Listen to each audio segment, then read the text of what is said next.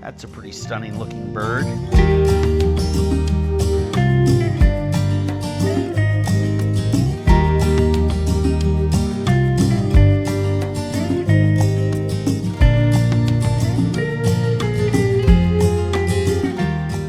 It's the season for cooking America's greatest bird, the turkey.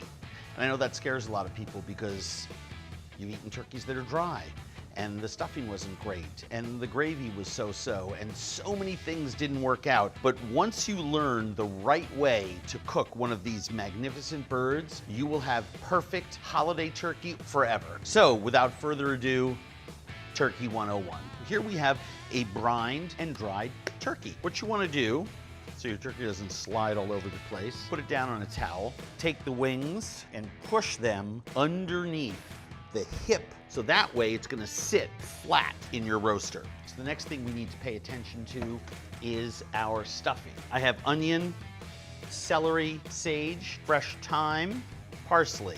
Anywhere between 1 and 2 tablespoons of melted butter. Season this with salt, some ground pepper, our chopped roasted chestnuts, my favorite part of the stuffing. The thing that my grandmother always used, which were the chopped turkey livers. I probably have, I don't know, about a half cup there, maybe 3/4 of a cup. We want to combine this mixture. Just a few tablespoons of cream or milk, just enough to moisten it just a little bit. All I do at this point is grab on to handfuls of my stuffing mixture and just keep loading this baby up.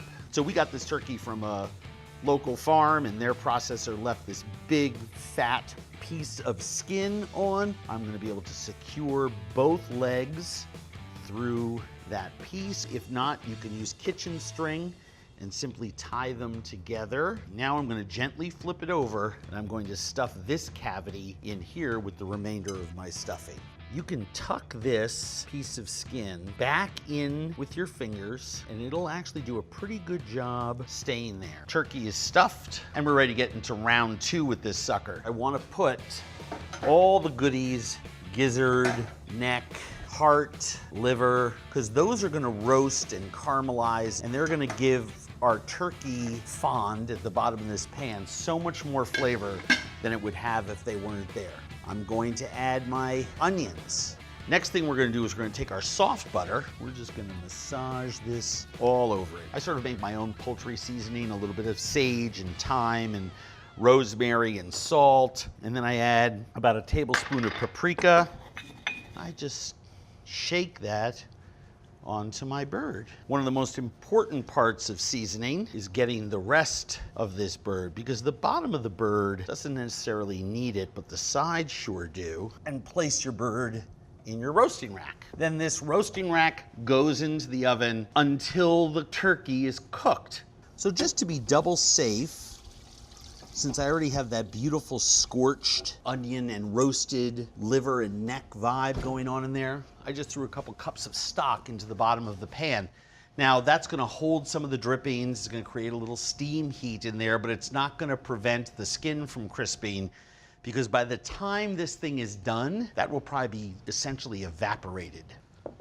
That's a pretty stunning looking bird. We're gonna temp our turkey. Our dark meat is at 160.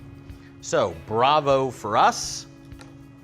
We've successfully cooked this beautiful bird. First thing we want to do, let's get these legs off. You can see this dark outline.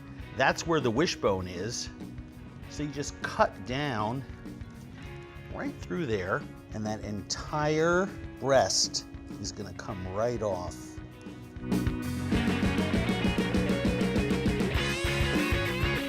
Use your knife like a spatula.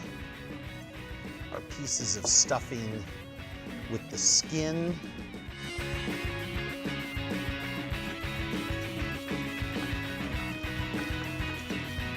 There is our beautiful, perfect gravy consistency.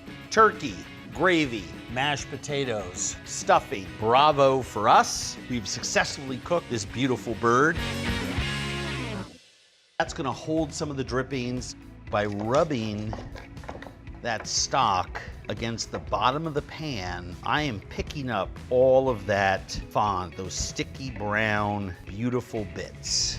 And so all I'm gonna do now is pour this into my 4-cup measure and see how much stock I actually have. And the reason that I'm really persnickety about measuring this is that the amount of flour, the amount of butter that I combine to make a roux is gonna be in a given ratio for every cup of stock, 1 to 1. I have just scant 4 cups of stock. We're gonna reduce this 4-cup mass to 3 cups. We're gonna do it with the neck, the gizzard, and there's the heart and liver. And we're just gonna boil this and reduce it by 25%. And at the same time, we're gonna make our cooked roux that we're gonna pour this into once it's reduced. I need to get gravy thickness with this because I'm not making a demi-glace. So I'm gonna melt 3 tablespoons of butter. And on that 3 tablespoons of butter, I'm gonna add 3 tablespoons of flour. And I'm gonna cook them together. We have our roux, our stock is reduced. And all I'm gonna do is slowly stir this in.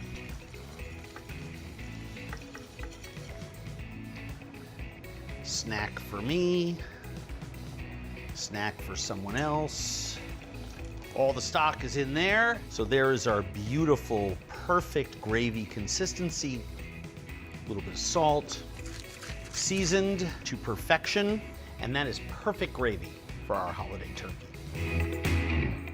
Here's how you make my perfect stuffing, which is sort of a classic. I have onion, celery, sage, fresh thyme, parsley. Anywhere between 1 and 2 tablespoons of melted butter. Season this with salt, some ground pepper, our chopped roasted chestnuts, my favorite part of the stuffing. The thing that my grandmother always used, which were the chopped turkey livers. I have, I don't know, about a 1/2 cup there, maybe 3/4 of a cup. We want to combine this mixture. Your hands are your best tool in the kitchen, and this is another example of why, number 1, you can mix it more efficiently, but number 2, you can feel when it's starting to stick together. This is almost perfect. But one of my little tricks is to add just a few tablespoons of cream or milk, just enough to moisten it just a little bit. All I do at this point is grab on to handfuls of my stuffing mixture and just keep loading this baby up. And I push it all the way down into the inside of the cavity. Now I'm going to gently flip it over and I'm going to stuff this cavity in here with the remainder of my stuffing. You can tuck this piece of skin back in and it'll actually do a pretty good job staying there. If you're worried about it at all, or if you have a lot of stuffing, slide this skewer through this skin. Then with my poultry shears, so now that's really well secured. Turkey is stuffed. No matter how long you let your bird rest, that stuffing is gonna be hot. So just be careful. I'll take this neck pocket out. We have that beautiful crisp skin on there. I usually cut it into 6ths. There's the stuffing from the interior. It's neither undercooked nor overcooked, too moist or too dry. It is just perfect. Want to know why my mashed potatoes are so good? They're not starchy, they're not gluey, they're silky smooth and everybody loves them. Well, whether you're using small Idaho Bakers or Yukon Golds, the secret is to peel them, quarter them, cook them quickly in rapidly boiling salted water, and then fill a potato ricer with those gorgeous cooked hot potatoes, fresh out of the colander. And as you can see here, if you push them through the ricer, out comes gorgeously smooth mashed potatoes. And if you do that to the entire bowl, they cool quickly and they don't get gluey and they stay nice and separate. Now, melt some butter and rice your potatoes directly in. And I always like to heat my cream before I stir them. I find that black pepper and mashed potatoes go together like sunsets and holding hands. Increase the heat on that so that I can get my butter melted. And we want to cook these briefly. We're just trying to heat and stabilize the cream and butter within those potatoes. Look at how smooth and elegant those potatoes are. Absolutely 100% perfect. All right, so here's the deal.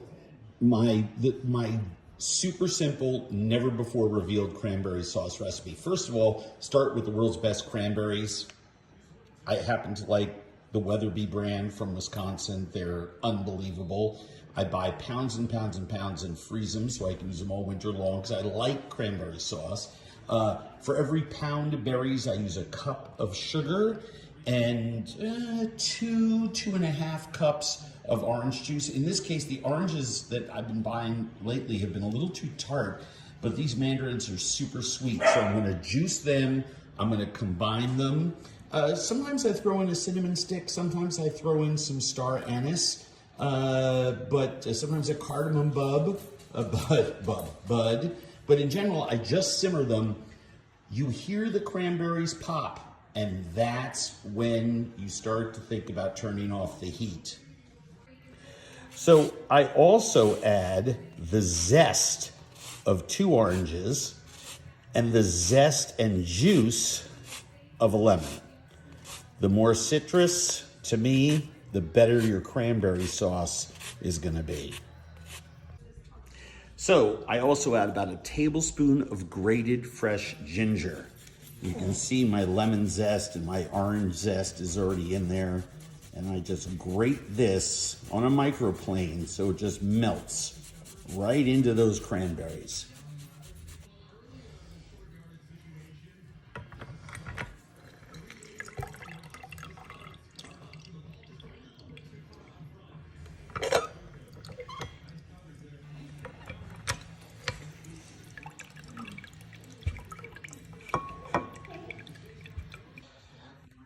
So those lemons and the oranges, 2 cups.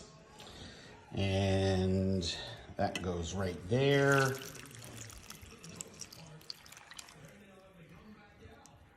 Because I like mine nice and thick, and I don't cook it too much. That's the key. You just want to hear that popping sound. Let it go for, I don't know, another 3, 4, 5 minutes to make sure that the majority of them have burst, and then just turn it off. The ambient heat will do the rest of the work for you. So let's get that on the stove.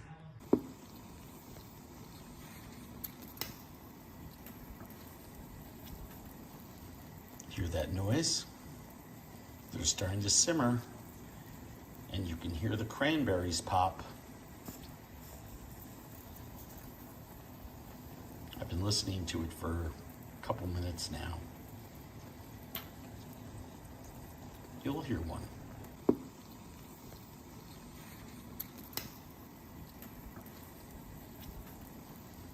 Hear that noise?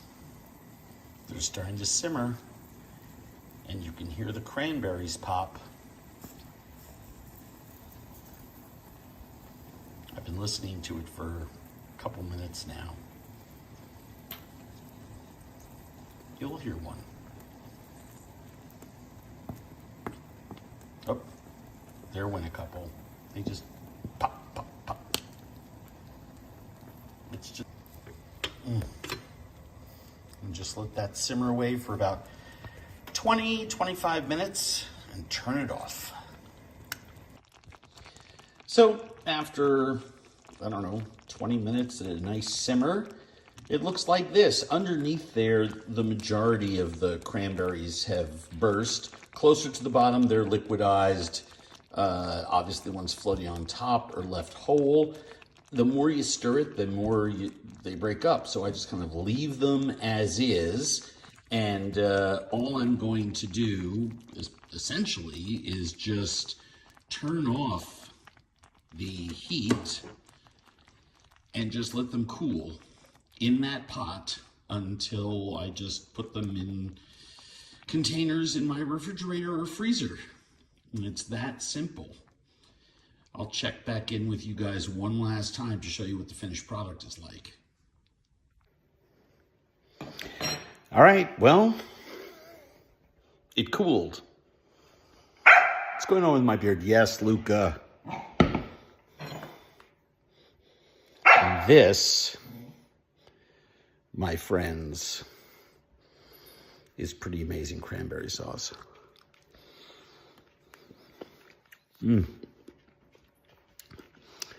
why do I make it in such big batches and freeze it in small containers?